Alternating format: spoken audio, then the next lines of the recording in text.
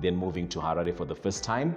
That was quite exciting because, all the lessons that we got from those that had preceded us were that now you're going into the real world. And I was like, what do you mean by real world? We're already living in a city right now. You're talking about Harare, and Harare is this big city that we're now going to. So understanding that, the family is at stake. And I think, there's some questions that we also then ask about striking the work-life balance and everything else. Where do we then position our families in all this? And I think understanding that for me is then what's critical, because if anything else changes in the work setup or the environment, these are the people that now have to comfort me. But in whatever industry you do, be it plumbing, electricity, or electrician, or whatever industry you're in, if you're going to be called to come and offer your service, be there on time.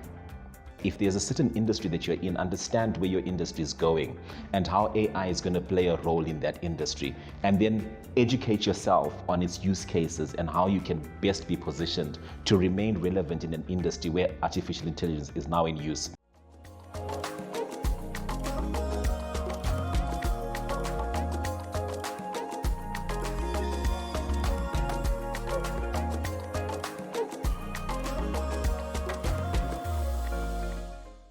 Hello everyone, welcome to Scholastica Day 2 of the Expo. I'm Snomiko Sekumalo and I'm excited for this session. We have Head of Innovation of ZB, Mr. Maseko. Drum roll. Welcome, sir. No, thank you so much for having me. We're honored to have you. We've been looking forward to this one. After Next Step, we've been looking forward to having you here. So this is a big day for all of us. No, thanks. It's always exciting to be with you guys.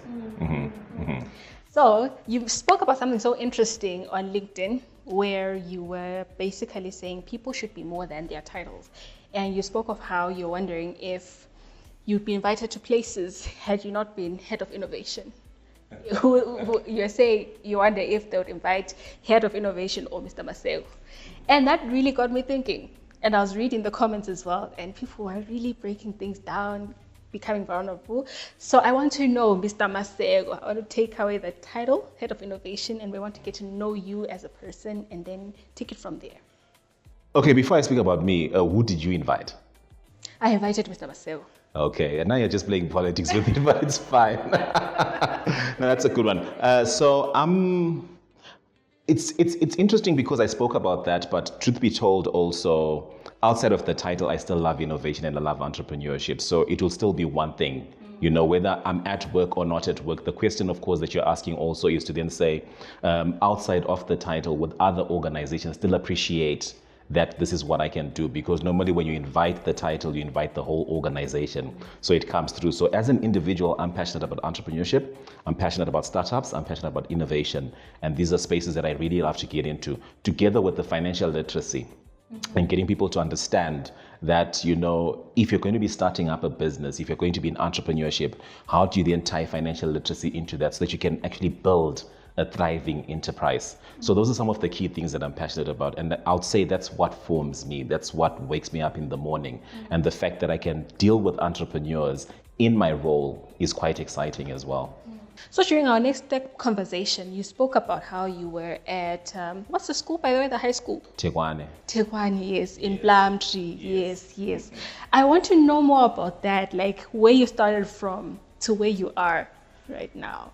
Okay, so Tegwane for me wasn't my first choice of high school. I think I did get a place in Chavez, but then, my grandmother came and said no for whatever reason. I don't know what background she had with that. And then I eventually got the place at Tegwane. There's a lot that I learned in high school, to the extent that I still love beans and I love cabbage.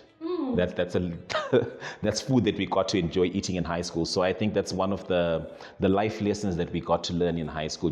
It being a school in Plumtree, it was a mission school. So, you get there and you're taught outside of the academics, just how to interact with people in a setting like that. And then how then you make friends in a setting like that. You understand what life is. We never had people that did our laundry. There was stuff that we had to do on our own, and how to take care of your own things. So I think ever since high school, what I've really learned is how just to be tidy and neat, because the trunk was your everything, and everything that you left home with had to fit in that one thing that you are carrying to school. So just taking care of your belongings. So there are a lot of life lessons that come with being in a boarding school, and particularly a setup like that. Moving fast forward now into my life now as an adult and post, high school. College life, well, I stayed at home. I was at NAST. So, I grew up in Bulawayo. Home was the place for me. Only in my final year did I move out and start staying alone. That, with all the lessons that we learned in high school, was not a very difficult transition. And then post high school, post college, then moving to Harare for the first time. That was quite exciting because, all the lessons that we got from those that had preceded us were that now you're going into the real world. And I was like, what do you mean by real world? We are already living in a city right now. You're talking about Harare, and Harare is this big city that we're now going to. Yeah, I must admit, when I did get there, I did think it was the real world because I can't remember how many cars missed me just crossing roads coming from, where traffic was less congested as it is this side in Bulawayo. So I think it was quite an exciting journey, just getting there, getting to see the capital city for the first time. Back when I did it, if I tell you the year that it was, then you'll know how old I am. So I'll leave that out. But the life there was totally different. We're coming back from a place where, things are a bit more mellow, things are a bit more chilled, for lack of a better word. And then you're going to Harare where everything is just fast paced. Now adjusting to that became quite a bit of a hassle at the time. But, we eventually adjusted, and we are where we are now, like 3, 4, 5 jobs later. And this is where we are. What's been your biggest highlight in your entire journey? Highlight, I'll say my current role now in employment. I think that for me is the change, the much needed change that I needed in my career, and the break that I really required, because joining the workforce, I almost gave you the year again. Maybe you should. Sign. As a junior employee in an organization, and you get to see everything that's happening, and you just have this drive that you want to grow up in the corporate ladder. I know we all get into employment for different reasons. Some people just want to get in to just make ends meet, and then leave and start their own ventures which they are passionate about. But I've always been the one person that just wanted to go in and grow in the corporate ladder. And I know that many a motivational speaker will also tell you about multiple streams of income. Not entirely bad, but there are some people that just need to grow in it, and then just make your money from employment. The landscape might not be favorable, but there's some people that also thrive in it. You make a decent living and you just go. So that's one of the things that I seriously thought about starting employment, to then say, how do I get in and grow within corporate? Granted, I then got into different fields even when I started working, but the trajectory had generally been upward. So for me, the break to then come in now and then be called an executive is quite exciting for me. And I think that would be the highlight of my career, at least, to then be able to say that, okay, we have reached the level. Every plane takes off and needs to land at some point. So we don't know where all this is going to end up. And the dynamics at this level then become entirely different. That's an entirely different career talk altogether. But just understanding and then appreciating that, at least you made it to that level by a certain age is good enough. This is so great. You're so grounded. You're so principled. I asked you this in next step, but I'll ask you again. What values keep you grounded in your space, in your life? Now, I'm not sure what answers I gave you in next step, but now I would say family. Family is what would ground me the most. Understanding that, for example, I don't work for ZB. I work at ZB and I work for my family, and I think that's a critical difference that most of us need to understand, because truth be told, if anyone gives you a better salary, you're probably going to jump ship and leave. So your motivation is probably the money, if it's not the impact that you give in the organization that you work for. So understanding that, the family is at stake. And I think, there's some questions that we also then ask about striking the work-life balance and everything else.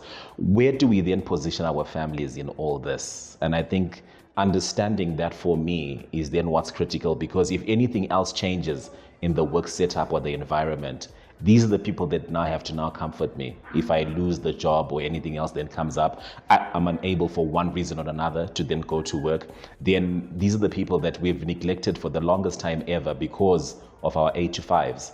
So that is what kind of keeps me grounded, just knowing and appreciating that. And if they do listen to this podcast, they'll probably beg to differ because I never spend time with them. But the motivation, at least internally, internally, is what keeps me driving. I love this. I never get to spend time with them. But yeah, at least they feel the love. No, they do. They, in a way, they'll feel it coming from a father. Yeah. That we have brought certain things home, we've paid the bills, we've paid the school fees. And I know that's not an excuse. We really do need to spend time with our families. But, there are certain ways that we get to show them that we appreciate them. And you can't expect the kids to understand that, on the other hand, to then say that, okay, no, listen, you've gone to work and you've done all these things. They still need our time. So I think every Saturday I try to do that. Saturday I don't go to work. I'll go to church with them, but they never want to spend time with me at church at the same time. They're out with their friends. So we just need to find a way of striking a balance. Balance is key. Balance is key. How have skills like, is emotional intelligence a skill? It is. Yeah. It's one of the skills that we need to develop. I think it's a soft skill. Yes. That we now need to be able to develop. I just agreed with you that it's a skill, but you have a question to it. Yeah, my direction with this was, how have skills like emotional intelligence helped you in your life? Because like you're speaking about family, I can't imagine it's easy sometimes to watch certain milestones pass you by maybe. How has emotional intelligence helped you in balancing all of that and staying steady, even on a steady ground? Okay, I think the first thing you're assuming is that I have it. Yes. No, you'd be right. I think, emotional intelligence is one of those things also that kind of keep me grounded as well. Just being to understand who you are as an individual, what emotions you're exhibiting at a particular time. And I've tried, especially in my trade, also to then try and link this to financial literacy and understanding, because there are certain emotions that trigger spending, and you need to understand that as well. So when I'm frustrated, for example, when I'm angry or things are just not going well at work, I really get angry. I said when I'm angry, I don't. I get annoyed at times, but never really angry. But then there are things that make me want to eat, emotions. And there are things that make me want to spend, it's emotions as well. So understanding that is what then helps me put myself in check. It comes in handy also because I'm a speaker. I speak a lot of events, I do a lot of presentations, and when these things don't go as planned, you get to a particular event and you realize that either you're not on time, no, I'm always on time, but the event doesn't start on time and the audience has been waiting. Do you continue to deliver your content entirely because you prepared the entire time, or do you read the room and understand that either people are hungry, they've been sitting for like hours before the event has begun, and there are certain things that are also going on in their lives in other places that they need to be. So being an emotionally intelligent person means that you need to be able to read the room, read the body language, understand what people are going through, and then still be able to relate effectively and deliver what it is that you have come to deliver. So those are all soft skills that we need to develop, I think, as individuals to advance us either in our careers or just our social intelligence. I know you spoke about emotional, but there's social intelligence as well, just to be able to then relate with the people in the communities that we exist. I love that. How can people be high value? Because being high value is so much more important. Yeah. I think your value depends on, your value. I mean, being high value is really what you're bringing to the table. And I think that's critical because many of us tend to, when we approach people, especially in networking sessions, what you want to get from the person is, what they can probably give you. If you want to be a high value person, then you should be able to offer people certain things.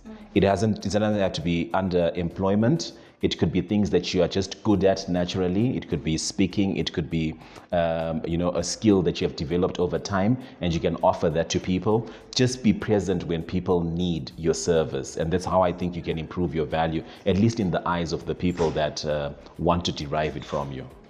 Can you share a story where your values opened doors for you?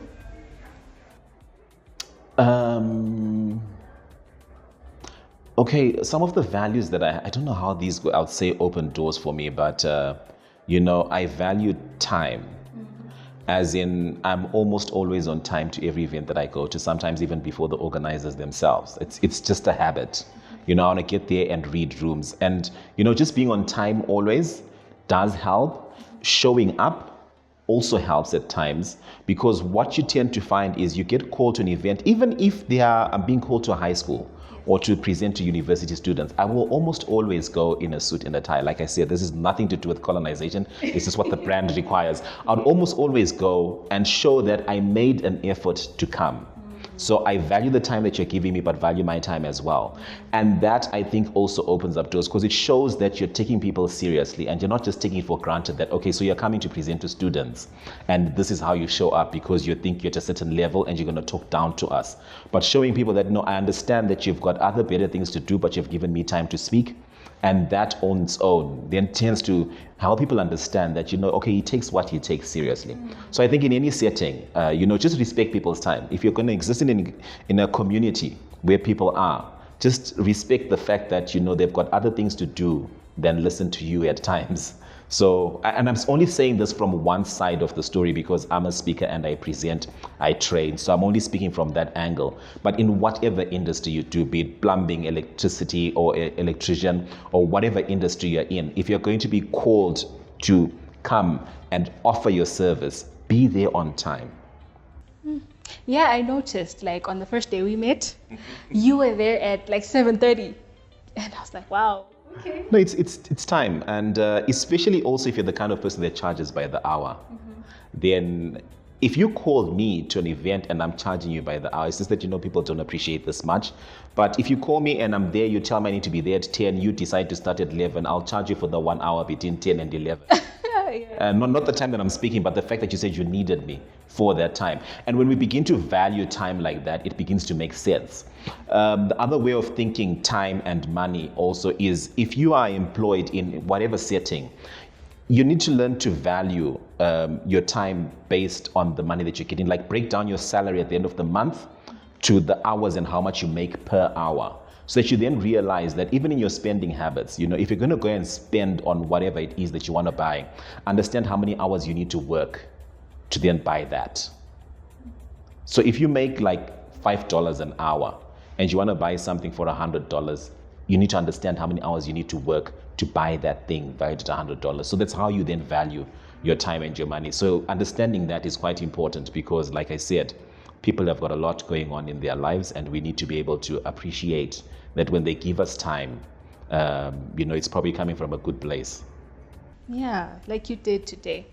And we appreciate it so much. We spoke of future-proof careers during Next Step, and you said it best when you said AI will not replace humans, but those who use it will replace those who don't. I think there are a lot of things I said during Next Step. AI will replace some humans. Okay, that's all right. Go ahead. I took that from your Instagram. Yeah, I saw it from one of your workshops, I think, that you had attended. Yeah, and so I loved that. AI will not replace humans, but those who use it will replace those who don't. Let's go deeper on that. Okay, so there are certain cases where AI will definitely take over. Some jobs that you can automate, for example, will be taken over by automation, and then artificial intelligence also will come in to replace certain jobs. I wouldn't want to mention them, but we do know them, certain jobs that rely on databases of things that you need to go into and then retrieve information and then just come and probably tell a client and stuff like that. Artificial intelligence will just do that easily, and so many other use cases.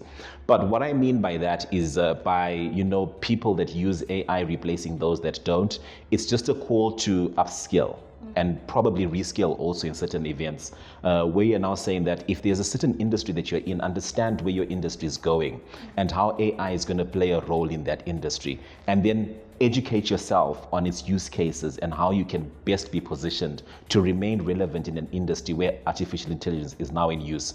So it's us as individuals just basically appreciating and understanding how artificial intelligence impacts our roles, and then skilling ourselves or reskilling ourselves to be able to use it effectively when that time comes and the role requires you to use AI. That's beautiful. That's beautiful. Okay. How can students then prepare themselves for such? And even at school, what needs to change in terms of our curriculum so that students are better prepared for the innovative world that we're in, because it's fast-paced?